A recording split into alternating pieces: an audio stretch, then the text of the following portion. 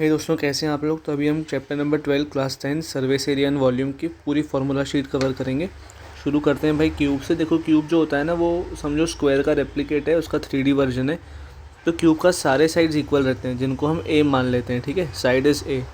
तो क्यूब का total surface area होता है 6a², उसका लेटरल सरफेस एरिया होता है 4a², उसका वॉल्यूम होता है ए क्यूब।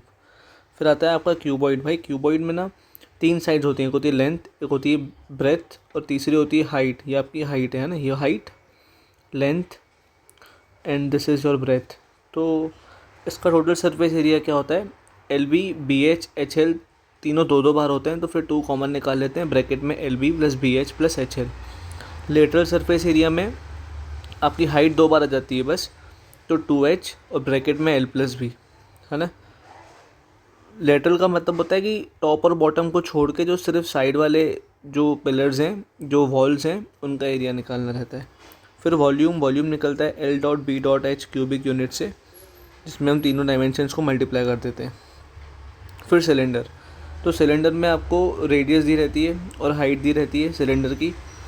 टोटल सरफेस एरिया होता है उसका, ऊपर वाले 2 सर्कल्स का area πr² + πr² is 2πr²।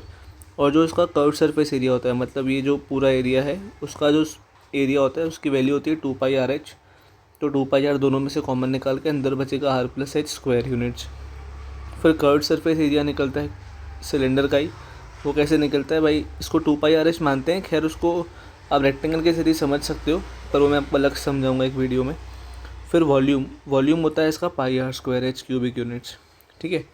कोन में क्या होता है, आपके पास एक हाइट रहती है, एक रेडियस रहता है और एक स्लैंट हाइट रहती है।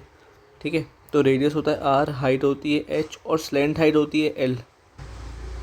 इस स्लैंट हाइट को निकालने का फॉर्मूला होता है, वो होता है रूट में r² + h², क्योंकि ये पाइथागोरस थ्योरम के हिसाब से आपका हाइपोटेनस का square equals to perpendicular square + base square. तो ये जो स्क्वायर है उसको यहाँ पे लाके रूट बना दिया। ठीक है। फिर आता है आपका टोटल सरफेस एरिया।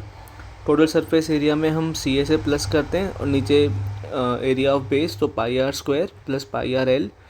πr अंदर बचता है r + l स्क्वायर यूनिट्स, क्योंकि कर्व सरफेस एरिया जो होता है वो πrl होता है, जहाँ पे l आपकी स्लैंट हाइट है। फिर वॉल्यूम निकलता है 1/3 πr² h क्यूबिक यूनिट से। सिलेंडर का 1/3 होता है ये। फिर हम स्फीयर पे आते हैं, उसका रेडियस होता है r, उसका TSA होता है 4πr² स्क्वायर यूनिट्स, वॉल्यूम होता है 4/3 πr³। सिलेंडर की सिर्फ एक ही होती है, रेडियस r। फिर आता है हेमिस्फीयर, मतलब स्फीयर को आधा कर दिया, उसका भी रेडियस r, उसका TSA होता है 3πr², CA से होता है 2πr और वॉल्यूम होता है 2/3 πr³।